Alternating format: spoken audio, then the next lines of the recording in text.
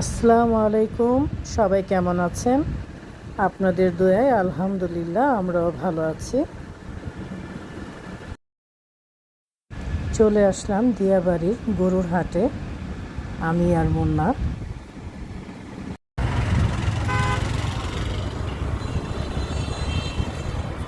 দিনের বেলায় প্রচণ্ড গরম থাকে, তাই আপনাদের মুন্না ভাই বলল রাতেই চলো গরু দেখে আসি, যেহেতু কোরবানি দিব।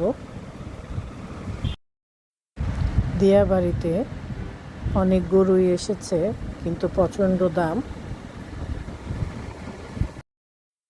গরুর তুলনায় মহিষের দাম অনেক কমই ছিল আমার কাছে মনে হয়েছে।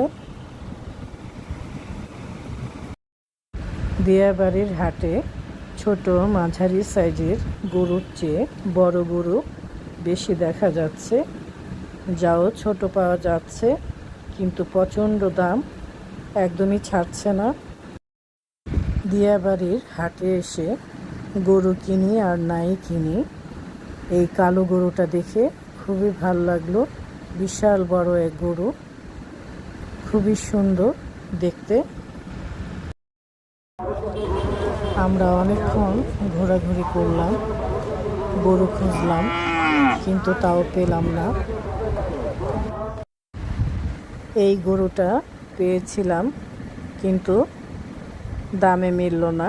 ব্যাপারীরা একদমই দাম ছাড়ছে না গরুর, তাই ভাবলাম আজকে আর নিব না, কয়েকটা দিন বাকি আছে, তাই বুঝে শুনে কিনাই ভালো। আজ আর গরু মিলল না, তাই চলে যাচ্ছি হাট থেকে।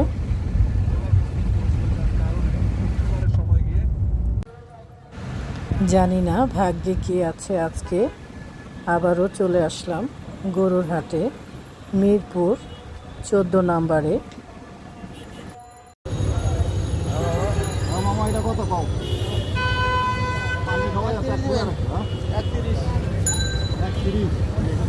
নেওয়ার দাম কম ভাই, নেওয়ার দাম একদম বলেন, আপনি না বলে আরো 90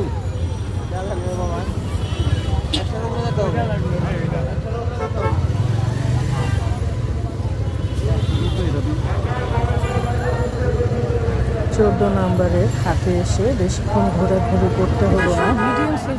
একটা গরু আমার পছন্দ হয়ে গেছে, তাই নিয়ে নিলাম। বলেন, এই ভাইয়ের কাছ থেকে আমি গরুটা কিনেছি। পাবনার গরু মিরপুর 14 নম্বর থেকে কিনলাম আমরা। আপনি এই যে আমার কাছ থেকে যে দামটা নিলেন, খুশি তো?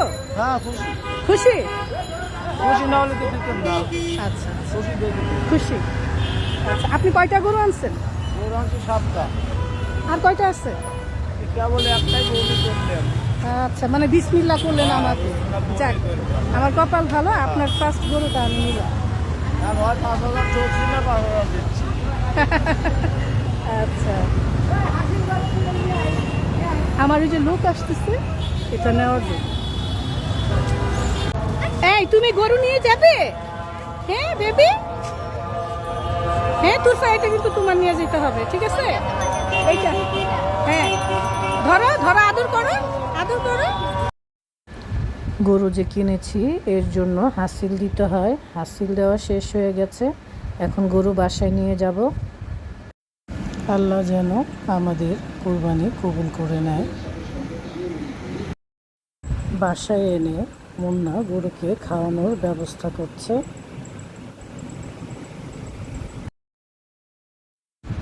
বাসায় আনার পর গরু নিয়ে বাচ্চারা সবাই খুবই আনন্দ করছে।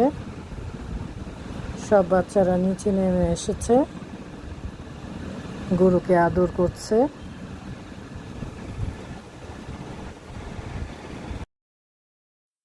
যারা কুরবানি দিতে পারবে না তাদের মাঝে কুরবানির মাংস ভালোভাবে যেন বিতরণ করতে পারে। সবাই ভালো থাকবেন, সুস্থ থাকবেন। আল্লাহ হাফেজ।